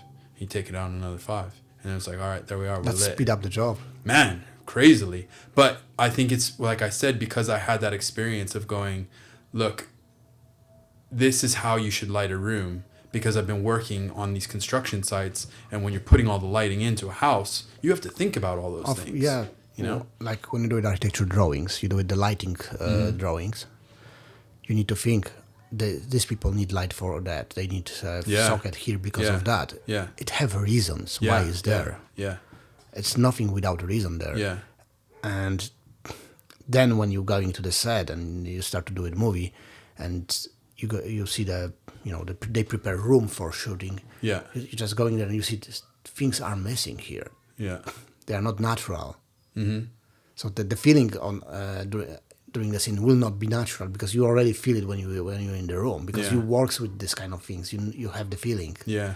It's interesting as well because, we said in all of our sets that we wanted hard ceilings so that we had, we didn't have an open void above it so that we could light from inside, like above, into it. And I didn't light with in one of the sets. I didn't light with anything overhead. Like there was no light. Everything was from the walls or from practicals on the ground. And how was with shadows then? Well, just you had shadows, but not hard shadows. Yeah. We'd make it soft or whatever. We Did you bounce light from the ceiling down? No. We just have everything off. So I worked a couple times with a really amazing cinematographer, and when I was coming up, more of like a just a trainee kind of thing, or second AC, and he told me you should just go into rooms and look at how the room looks in a house, whatever, right? And one thing I learned that really helped me out was, say this: we had big windows, like these big bay windows, but if you look at any house, the lighting, if you have the overhead lights off, the light should never be halfway up the wall. Yeah. Right? You should never have lighting up above halfway. It just wouldn't be natural. So because we had hard ceilings and we had a light coming in through the windows and stuff, the whole the whole show is basically set at night. We had practicals on, but if we would have had that hard ceiling off and had a softbox overhead, it would have made it look fake, and we would have had to skirt around and take more time to get that gradient right on the walls. But just by having the practicals on and a little bit harder source lights, practical lights, I think it really helped us out to set the look for the show. So you're happy with that? Yeah, definitely. And it wasn't anything really hard or anything. It was Do you have any pictures? Yeah, I've got pictures, yeah. You can show me after we finish. Yeah, for sure. Really want to see it. Yeah. The stuff I've got, it's not graded. But we just graded I do understand. But you'll see it. I understand the process. There's a LUT on it, but it's not the graded LUT. So when you finish shooting, you're going for the grading. So you are the person who make decisions about the colors, or you speak with the director about that? How it works? No, I made all the decisions about. So director is not involved in that. He was there. He would. John would come to the grade on the second day, and he might say, can we add a little bit more into her face or his face, like, light level or whatever, and we'd put a power window on it, and then maybe just augment them a little bit more, only because, like I said, the whole show is set at night. So, you want to make sure that it's good enough that everyone can see the faces. What's happening? But we didn't have any major issues. So no, whose opinion is on that? Whose decision? It's yours. Yeah, I mean, it was mine and the colorist, Sam. I understand that you ask opinion of director, but on the end, it's your decision here. Yeah, I mean, I'm setting the look. I think I worked really closely with the colorist, and I mean, if I'm looking at like career-wise, the colorist is like way ahead of me in terms of like what he's done and what he's worked on. But he's working on 15 shows a year. He's working on things that like are take him 8 days to grade a series, or 16 days, 20 days to grade a series. That's 1 month. So he can do two full shows in 2 months. So he's working on loads of material. So in terms of what he's able to look at and see and set looks for and all the rest of it. Experience. Yeah, he gets a lot more time on set, as it were. But he's a really good colorist. And we went into the first grade on EP1 and EP2 and EP3 kind of thing. And we set the look. And then it kind of just was like copy and paste to 4, 5, 6, 7, 8. And we'd have tweaks and stuff like that. Or go, ooh, like, can we bring that level down? Or, whatever. But by episode, I think like 6 and 7, I was like, man, like, this looks wicked. Like, I didn't have any notes for him. I'd be like, well, I'm just getting paid to... Good job. Yeah, I just get paid to come drive to London and back. I was like, all right. Well, have a drink, lunch, and yeah, exactly. Yeah, no, we definitely worked on stuff, but no, of course, not like we were doing on episodes 1, 2, and 3, where we're really setting the look. No, once it's like with the acting and work of director. First 3 days of shooting, and they are the very important for the actors because they set up the characters really during the first 3 days. The small things, which one you do it preparation, you meet them before, you trying to do some scenes, but when you are on the set with all the cameras, light and everything, they start to act. First 3 days when they set up how the character really is. Yeah. So when you're setting up the shooting days, first 3 days should be the easiest scenes for them. Yeah. Oh, yeah. To just just get the rhythm going. And hard stuff afterward, because they already know what they're playing.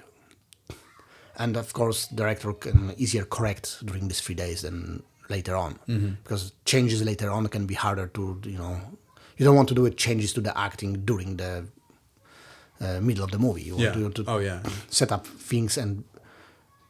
Changing to the acting have to be happen because something happened to the character and he changed the way he acting because of that. Yeah. But not because I think it would be nicer if this character start to have this kind of trick. Doesn't work that way. Yeah. So these 3 days have to happen.